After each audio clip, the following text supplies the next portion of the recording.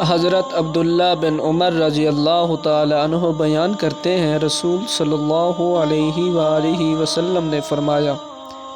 نماز ظہر کا وقت زوال آفتاب سے شروع ہوتا ہے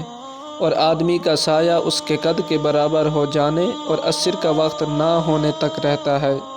اور عصر کا وقت سورج کے زرد ہو جانے سے پہلے تک رہتا ہے، اور مغرب کا وقت شفق